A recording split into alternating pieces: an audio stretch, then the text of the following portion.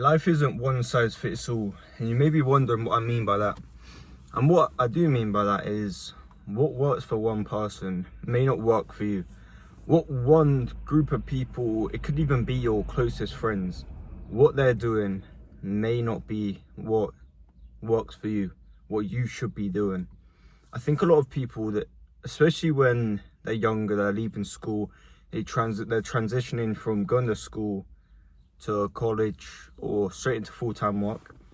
They try and do what the crowd's doing. They try and follow what the crowd's doing.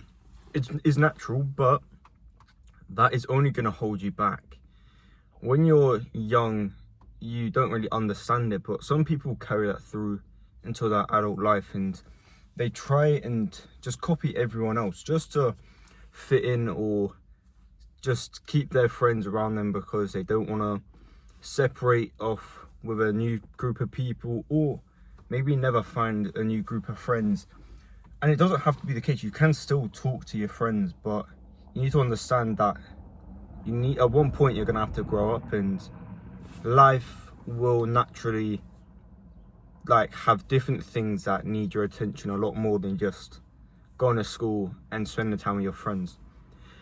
I've experienced this myself, and there is no shame in trying, there is no harm in trying, is what I was meant to say, because I've done things that I thought maybe could be for me, maybe it would work for me, but it turned out it didn't, and it wasn't a waste of time. I didn't view it as a waste of time because ultimately I am the person I am today through doing these things.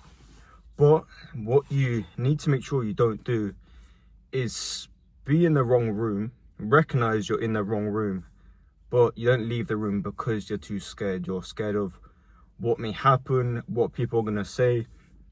You don't really have an idea what you're meant to be doing. So what I ended up doing, and I'll tell you a bit about my story with this, was I tried these side hustles. I'd done them for such a long time, over 2 years, and it ended up becoming a massive part of my life. So naturally it felt weird to put the side hustle behind me, because I was doing the side hustle every single day for 2 years alongside my 9 to 5. And I met some, pretty cool people through doing it, and I was making, decent progress. I was becoming a better person, but deep down in my heart, I knew, I didn't want to be doing this as a full-time job, but the people I was talking to on a daily basis is what they were doing. It was the only work that they'd done. They didn't have a 9 to 5, or most of them anyway. They weren't doing a 9 to 5. They was just booking appointments for business owners, like sales calls for business owners. And yeah, it got to a point around, I want to say probably March this year. March was when I realized, okay, this isn't what I want to do. I don't want to be doing this anymore. I know it doesn't align my values, but it wasn't that I was too scared to walk out, but I was thinking, what would I be doing? Because I don't want to just work a job and then come home and not really have anything to do.